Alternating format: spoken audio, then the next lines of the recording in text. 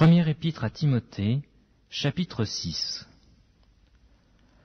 Que tous ceux qui sont sous le joug de la servitude regardent leur maître comme digne, de tout honneur, afin que le nom de Dieu et la doctrine ne soient pas blasphémés. Et que ceux qui ont des fidèles pour maîtres ne les méprisent pas sous prétexte qu'ils sont frères, mais qu'ils les servent d'autant mieux que ce sont des fidèles et des bien-aimés, étant participants du bienfait. Enseigne ces choses et recommande-les.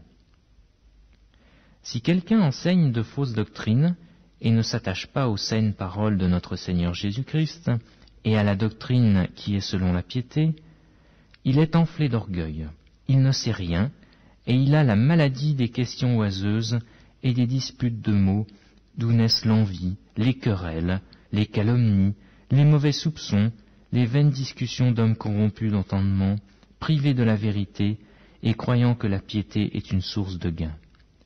Sépare-toi de ces gens-là. C'est en effet une grande source de gain que la piété avec le contentement, car nous n'avons rien apporté dans le monde. Il est évident que nous ne pouvons rien en emporter. Si donc nous avons la nourriture et le vêtement, cela nous suffira. Mais ceux qui veulent s'enrichir tombent dans la tentation, dans le piège et dans beaucoup de désirs insensés et pernicieux, qui plongent les hommes dans la ruine et la perdition. Car l'amour de l'argent est une racine de tous les maux, et quelques-uns, en étant possédés, se sont égarés loin de la foi, et se sont jetés eux-mêmes dans bien des tourments. Pour toi, homme de Dieu, fuis ces choses, et recherche la justice, la piété, la foi, la charité, la patience et la douceur.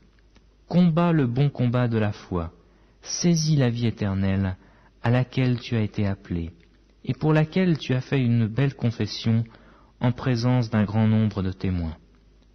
Je te recommande, devant Dieu qui donne la vie à toutes choses, et devant Jésus-Christ, qui fit une belle confession devant Ponce Pilate, de garder le commandement et de vivre sans tache, sans reproche, jusqu'à l'apparition de notre Seigneur Jésus-Christ, que manifestera en son temps le bienheureux et seul souverain, le roi des rois et le Seigneur des seigneurs, qui seul possède l'immortalité, qui habite une lumière inaccessible que nul homme n'a vue ni ne peut voir, à qui appartiennent l'honneur et la puissance éternelle.